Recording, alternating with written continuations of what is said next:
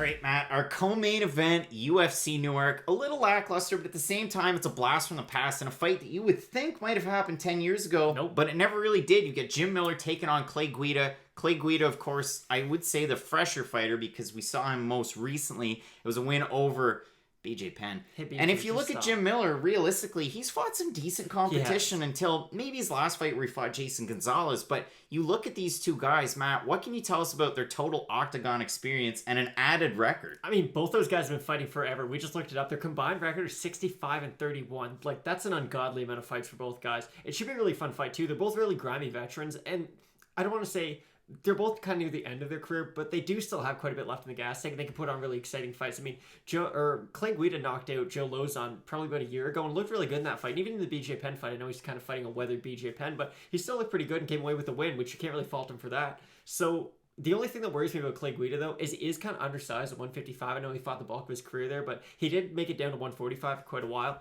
And Jim Miller, I mean, like you said, he's been losing. I think he's 2-5 in his last 7. It's just when you look at his last time, I mean, Dustin Poirier, interim champ, Anthony Pettis, Francisco Trinaldo, who I know he lost his last fight, but he definitely beat Alexander Hernandez. Like, Jim Miller only really loses to the cream of the crop, and I just don't think Clay Guida is in that category. And to me, I mean, the odds right now, they're very close. Miller minus 155, and then you look at Clay Guida plus 135. I think they could even be pick-em odds, really, at this point. And two guys that at 155, yeah, they might be undersized, but the matchup-wise here, it makes a lot of sense. This is a fight that maybe it would be a hook on a prelim before a main card to try and get some people interested. But here, I think it makes sense as the co-main event. It's going to draw a lot of interest.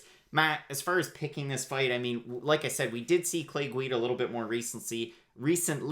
I'm going to be going with Jim Miller in this one. Yes, so am I. I just think Jim Miller, again, he does everything Clay Guida does, just a little bit bigger. So I'm going to pick Jim Miller in this one. Exactly. And we still have our main event pick coming up later on. You're not going to want to miss that here on Fight Night Picks. Let's get into it.